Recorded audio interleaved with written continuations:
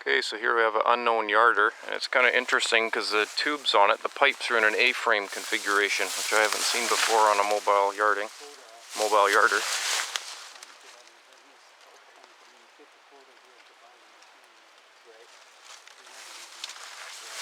I can't really get into it, but we'll try and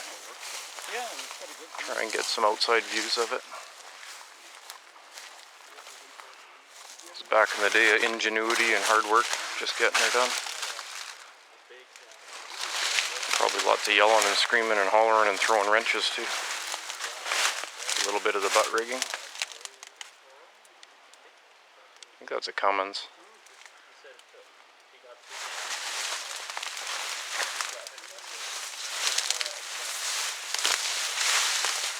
Do not know what kind of truck that is at all.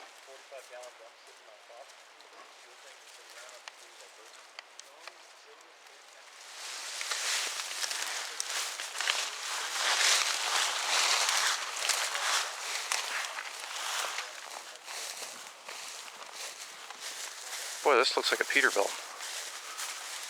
Like a mid-40s. But I'd like to be corrected, because I don't know them back then well enough.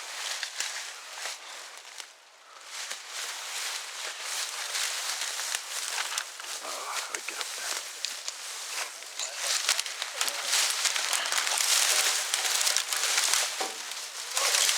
Just get my life in my hands trying to get over here.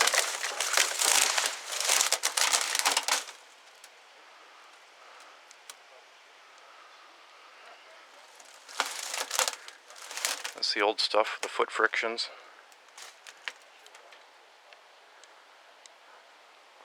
It's self-raising. They don't need to string two guy lines out to raise it. It's got the block purchase pulleys on it.